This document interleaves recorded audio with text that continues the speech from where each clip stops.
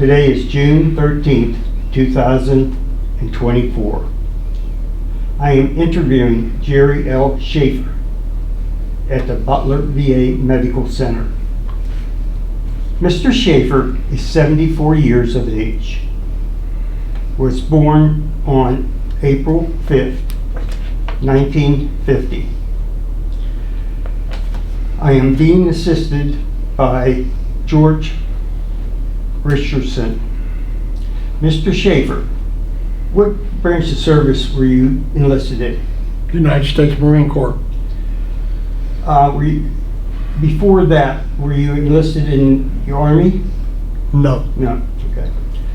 What was the highest rank you achieved? Corporal E4.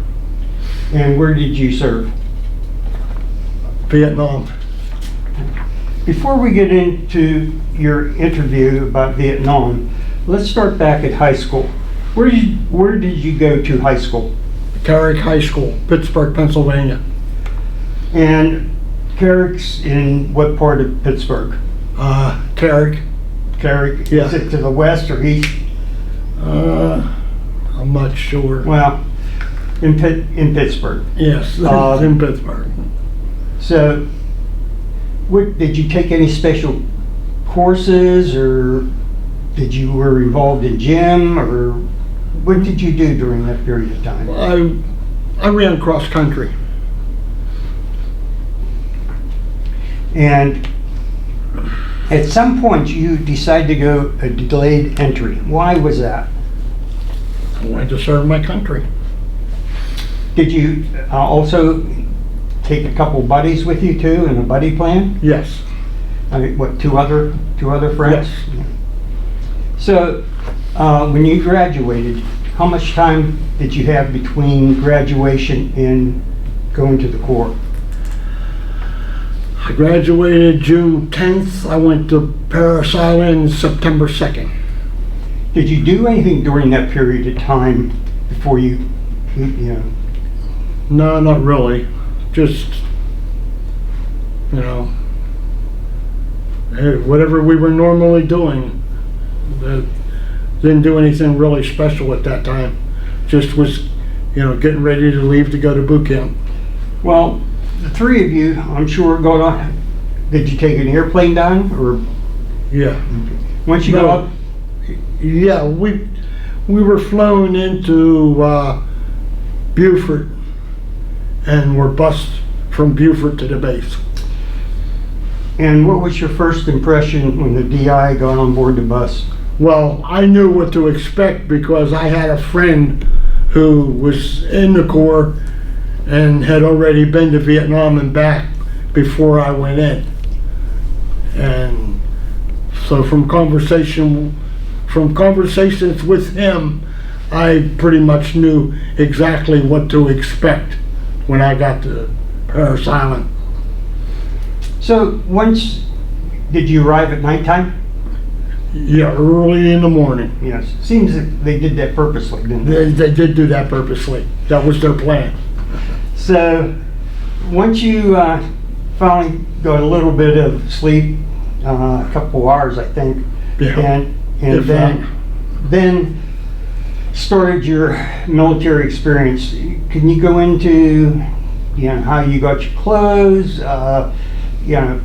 just your basic boot camp experience? Well, they first thing they did was took us to get our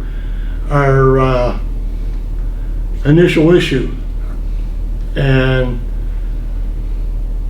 then they took us to the barracks. I don't really remember a whole lot about it, but Do you have much hair at that time? myself, normal. Oh, okay. I wasn't real long haired when I went to boot camp. So then started boot camp. So the PT part shouldn't have been a really hard part for you. Was No. there anything on the rifle range was hard, or? The thing I had the most trouble with in boot camp was drill. I had the most trouble with drill in boot camp. And it was funny because later in my military career, when I came back from Vietnam. I was at Camp Pendleton and I was in a competition rifle squad. Guy who had trouble learning close order drill in boot camp. So, in the rifle squad, would you shoot 14s, or which rifle did you shoot? M14. M14. We didn't shoot. It was the drill competition. Drill competition. Yeah, it was. Misunderstood. Yeah. So, what did they, during that period of time, did they go over the Marine Corps history? Boot camp, they pounded it in your head.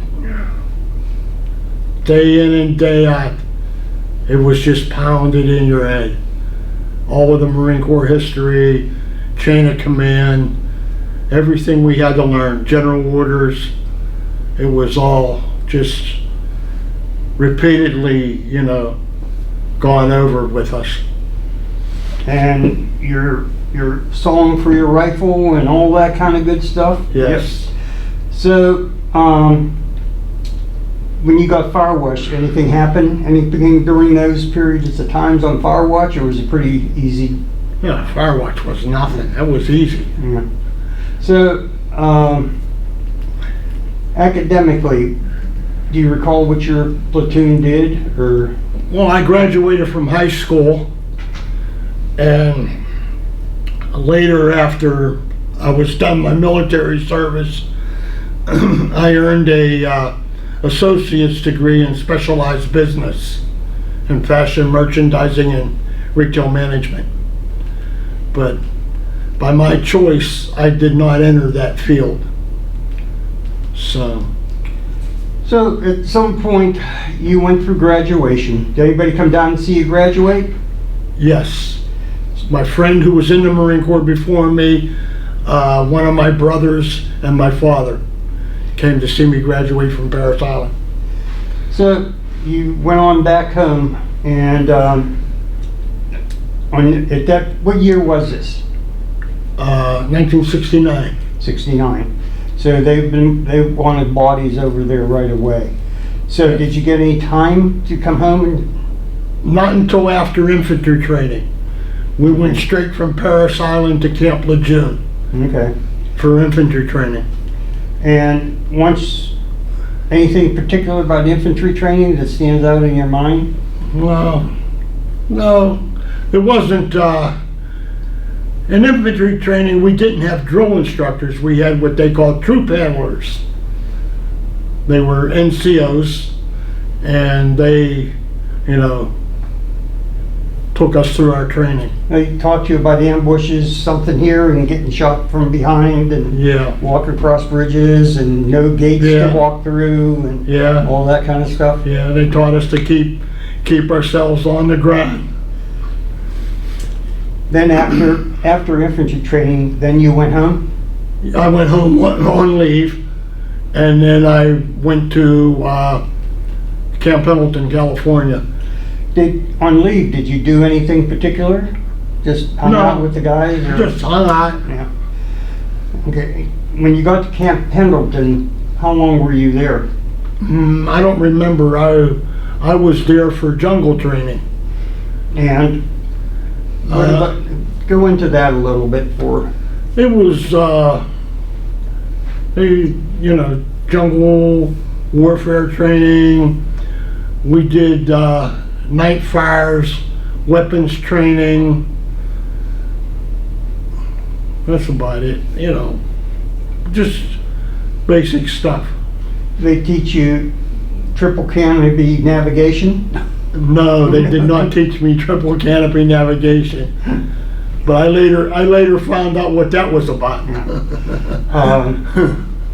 Anyway, so once you completed the courses there, how soon before you shipped? Did you get a chance to go into the city at all, on leave or on a weekend or anything? When I was at Camp Pendleton? Yes. Not when I was there for infantry training, but later when I came back, I went to Camp Pendleton, or Camp Pendleton again, and that's when I was in the competition rifle squad, and we were allowed liberty and leave, except when Richard Nixon was in. Richard Nixon had a home in San Mateo. And when he was at San Mateo, we were on lockdown. We had to be there in case we were needed. So, what did you, when you went on leave, what did you see or do in the city? Did you? A friend of mine and myself, we went to a place and threw balanced throwing knives, and one broke enough balloons to win each of us a balanced throwing knife. So we had those, and we just used to go to, we used to go to Anaheim a lot. There was a service center there where they had dances. They had girls that volunteered to come, and they had dances. And payday weekends, my friend and I, we went to Tijuana. We spent time in Tijuana, Mexico. Well, then comes along your orders to Nam. So, what were you? Well, you knew you were going to Nam. There was no doubt about it. Yes. So, when you got your orders, did you have any apprehension or concern or thoughts about it? Not really. I didn't even really think about it. Just, hey, I'm going to Vietnam. I'm going to make the best of it. So you boarded a jet. You stopped in Hawaii for first refueling, or? Right, refueled in Hawaii, then went on to Okinawa. Stayed in Okinawa for probably a week or less, getting shots, drinking zombies and Singapore slingers, and getting ready to enter Vietnam. So, at some point you left Okinawa and you flew into Da Nang, or were Da Nang, yes. So you had mentioned when you came into Da Nang, go into that story a little bit. About the airport, we arrived at Da Nang and we couldn't land the plane because the airport was taking mortar fire incoming. So we had to circle around and wait for that to end before the plane could land. When it came in, did it do a military landing? It just came in and dropped down and landed? No? Don't recall? Don't recall. Okay. I know the plane landed on the ground. Yeah. At some point, what were you thinking when you were flying around and they were dropping mortar rounds? Well, again, through my friend that had been already there and back, I knew pretty much what to expect, as I did with boot camp. So it was a good source of information, and so it was, just what did I get myself into, of course, would be the reaction of anyone entering into that situation. But Okay, I'm sorry. it was pretty scary at first, but then after you're there for a while, you just get used to things. So when you deplaned, tell me your first experience about heat and the smells when you deplaned. When your airplane landed, you got off the plane.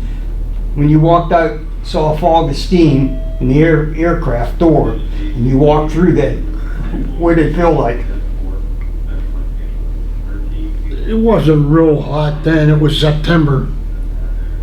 It was past the hot season, but it was pretty warm.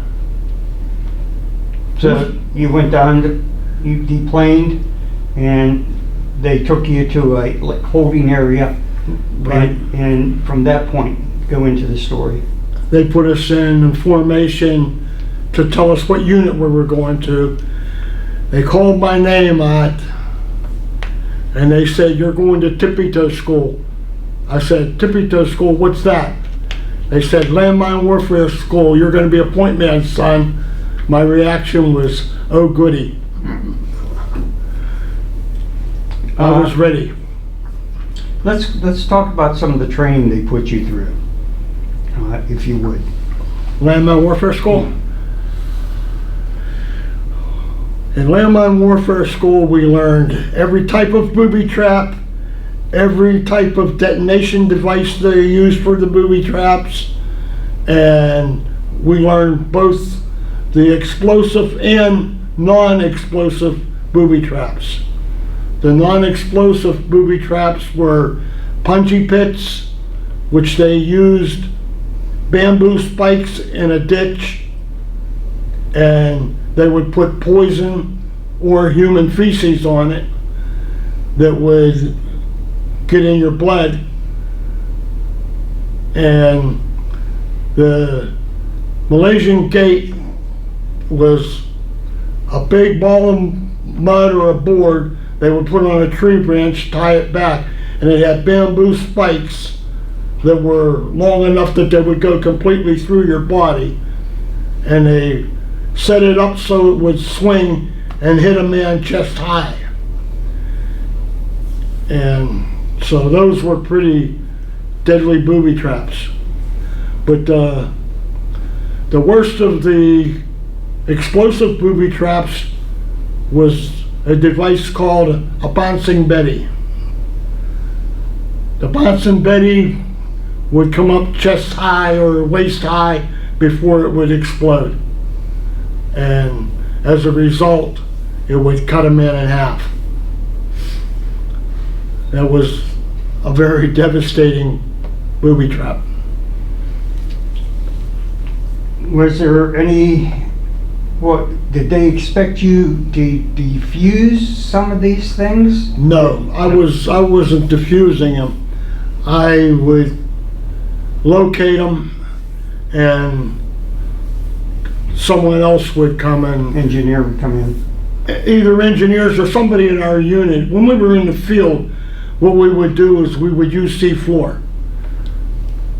We would use C4 to blow them up. So, did you, in your experience, did any of your team get hit with any of the traps? I lost a very good friend. His name was Bobby Gray. He was from Chicago, Illinois. His nickname was Brother Preacher. It was when we went to the Arizona. We had a dog, one of the dogs that was supposed to detect booby traps. And the handler, and we were in formation, the dog, the handler, Bobby Gray. I was right behind Bobby Gray. The dog tripped a booby trap.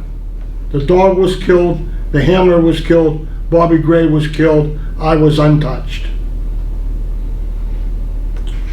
Now, I know I deal with survivor's guilt. Did that hang with you for a long, long time? Why those two guys and not me? No, I really wasn't thinking about any of that at the time. But later, when I got saved, that was when I come to the realization that God had a reason for me. You have a purpose. Yes. Okay, so let's go on.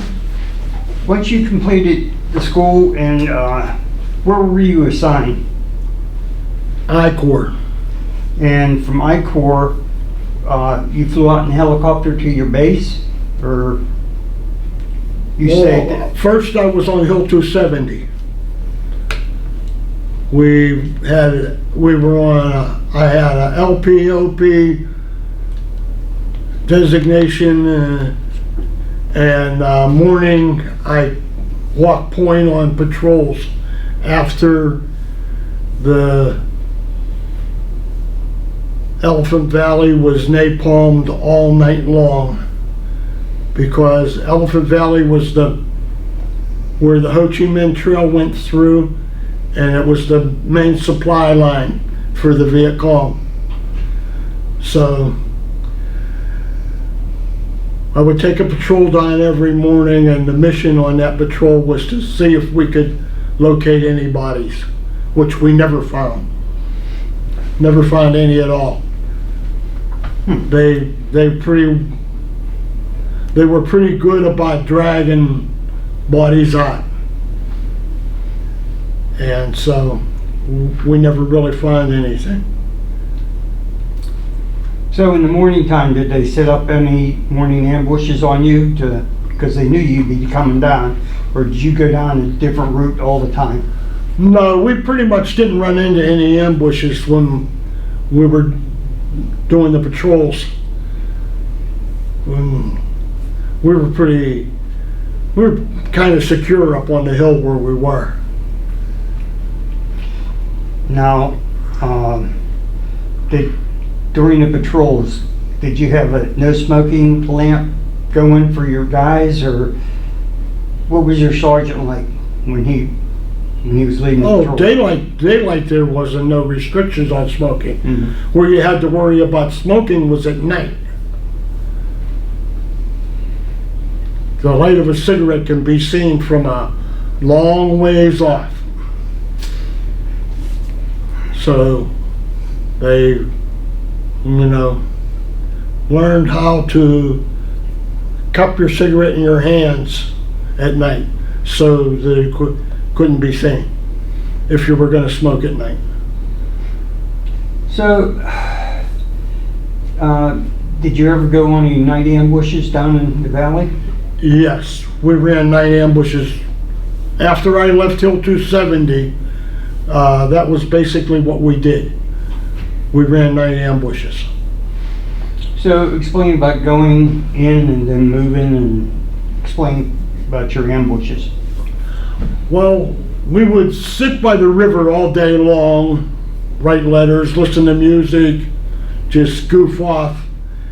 And then when nightfall, we would send out the ambushes, and I usually walk point on those. And we just would set up a twofold ambush where we would catch them in a crossfire. So, how'd your ambushes, did you catch anybody? Yes, Oh, you want to go into that all the time, experience? all of the time. Firefights, contact with the Viet Cong all the time at night. That's where they rolled around. There was one thing that really fascinated me about Vietnam was the fact that we could watch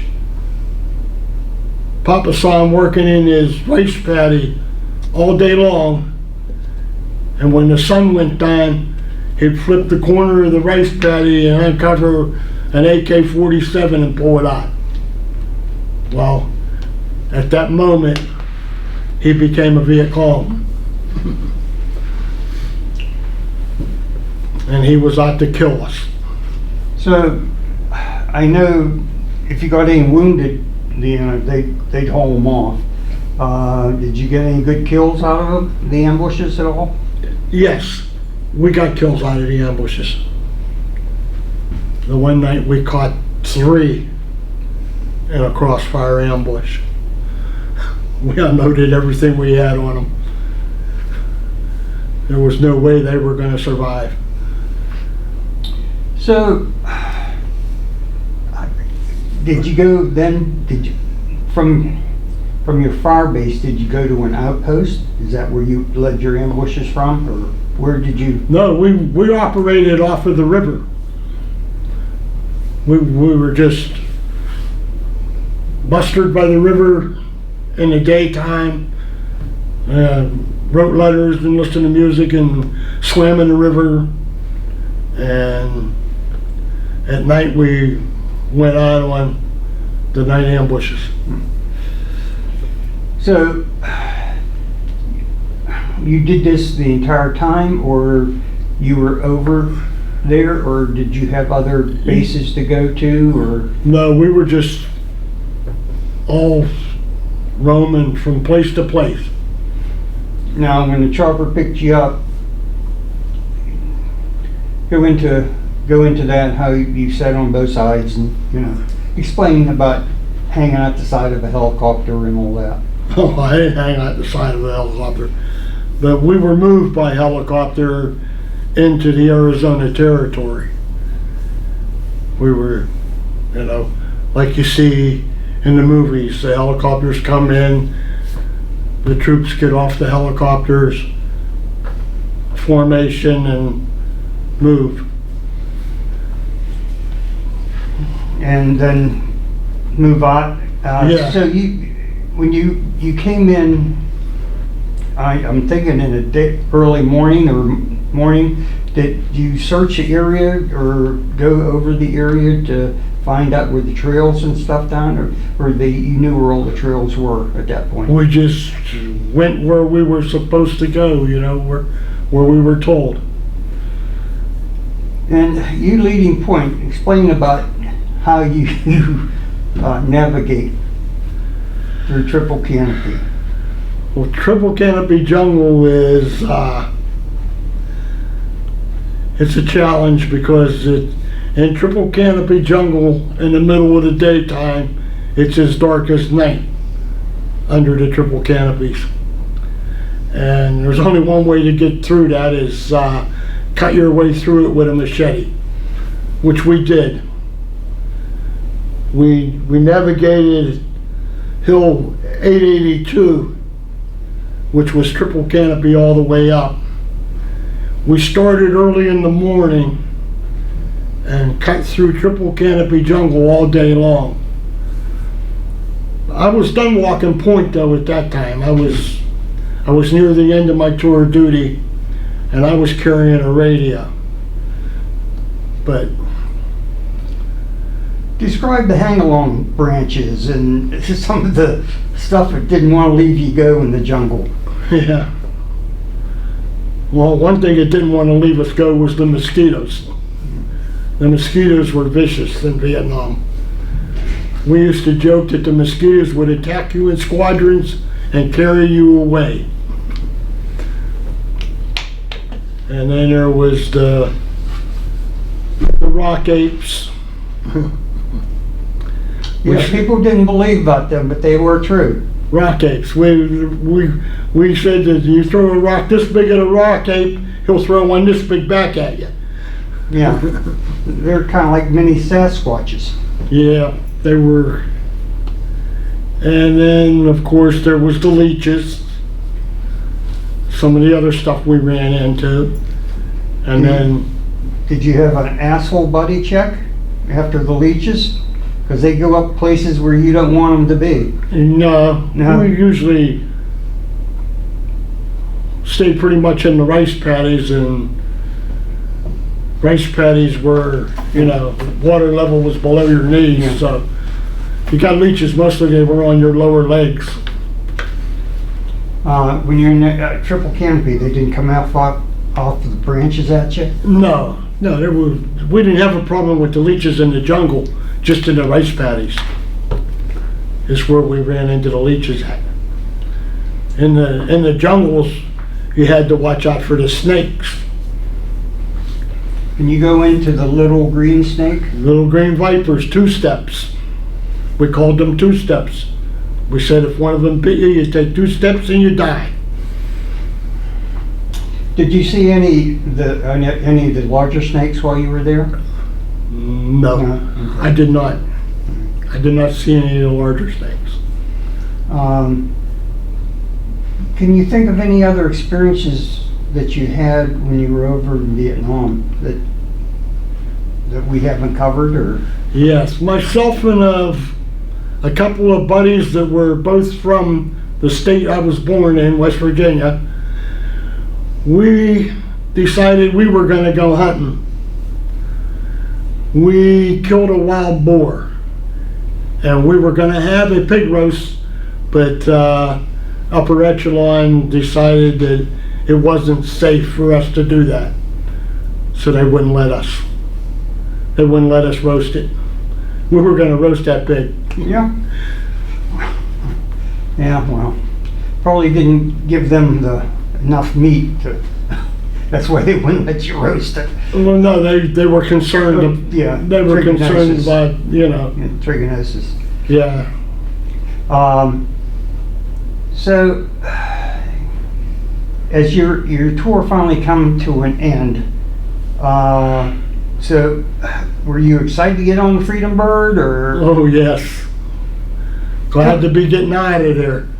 So, tell me about what you were thinking towards the very end, and when you're carrying a radio and knowing you're 2 weeks short and you're still out in the field. Another thing I experienced is when I was sent back to the rear to leave, I got back into the office in the rear and there was a radio there going off.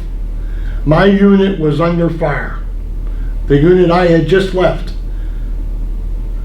I wanted to go back out there. They said, nope, you're not going back out there, you're going home. So I had to go home. Now, did you keep in contact with any of your friends? No, I lost contact with all my friends from Vietnam. So you came home, you landed in the West Coast. Mhm. You landed not at a commercial airport, you landed at a base? Commercial. Oh, commercial. They say anything about clothes? Not wearing your clothes out in public? No. No. Talking about uniform? Yeah. No, they didn't tell us anything about that, but there was a lot of stuff going on at that time. Probably the saddest thing about service in Vietnam was when we came home, we were called baby killers. Basically, that was due to the event of My Lai. Yeah, they blamed the soldiers and not the politicians. But whatever. So you got a flight back home to, where'd you fly into? Pittsburgh, then down Pittsburgh. You drive it back down to West Virginia, or? No, I grew up in Pittsburgh. Oh, okay. So once you're back home, what went on there? Try to get a job, do what I want. Went to school. I tried to go to school to get a bachelor's degree, but failed at that. But other than that, I don't really remember. I just worked jobs, restaurants. So at some point, why'd you decide to sign up again then? Just because of the work environment? Yeah, work environment, and just didn't have anything else to do. And wanted to stay in the Marine Corps. Did you get your E4 back when you went back in, or they No. knock you down? No, it was during my second enlistment that I lost it. Okay. It was when I was in Florida that I was promoted to E4 and was demoted. Do you want to go into that? It's just I was driving a vehicle that I wasn't supposed to be driving, which the requirement was that you had a civilian license and a government license, and I had neither. So it was on a ammo compound that was called Fleming Key. It was part of the naval base in Key West, Florida. And another thing that happened, we had a executive officer, a captain, who liked to come and sneak over the fence when we were on Fleming Key. Now, we were on Fleming Key with live ammo and M14 rifles. Well, I caught Captain Harris on top of the fence one time, and I fired a round over his head. And after that, Captain Harris would always check the roster to make sure I wasn't there before he started sneaking over the fence. Doing your job. Well, you didn't have to worry about the captain anymore then. No, no. Anyway, so tell me how you got your medical. What happened there? I was home for 4th of July on leave, and we were pitching horseshoes in the backyard, and I had a seizure and ended up in the Naval Hospital in Philadelphia being discharged. And after that, my name was placed on the United States Marine Corps medically retired list, and I just had to continue my life from there. So once you came out, what did you do then?